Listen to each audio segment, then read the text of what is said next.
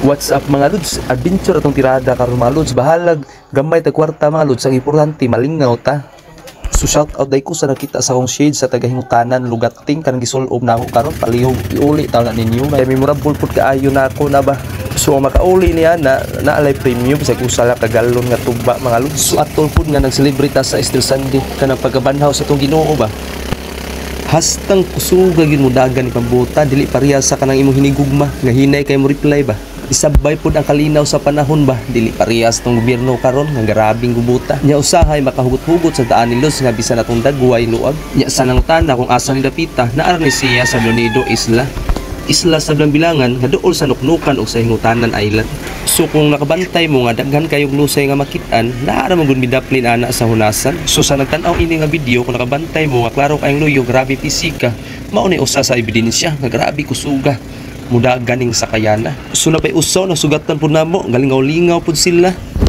Sus dali ara na nami sa lugar kundiin may mangumbira. Hala pambut dagan alangan og adto ta mugukod sa iya nga wala man sa gugma sa ato. So klaro kayo ni videoha ba na si Bromars ang admin sa Facebook page nga ebidensya biblika og si tambag ni Kuya kantsawa na pud kaani nila. So niabot na ta sa area pero siya wala pud siya niabot sa ako. So tuba ka ba kay kung makita ko nimo asum-aslom tanas-tanlas pud ka sa ako ba. So kung matiguang ta muhanap-hanap ang gyud atong mata pero kining gugma nga para nako sa imo klaro nga tin-aw ug klaro ba. So pasan ni siya Ilabi kay maluol yan ni siya na si Irvin ang pater mga higala. So lipay kayo yung dagway ron ba kay magkita lagi kuno sila karon sa iyahang sinta.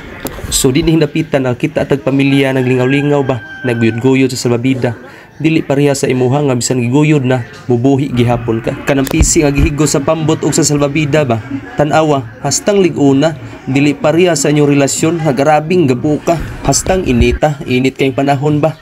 Grabe yung inita dili pareha sa imong pagbati nga bugnaw na kaayo ba. So daghan na pud daig tawo diri ba. Puti kayo ang balas, tin-aw kayo ang dagat, dili pareha sa imong pagbati ba. Hanap-hanap. So muhilom so kadiyot be kay puwasa paminawon ang mga tupar ba.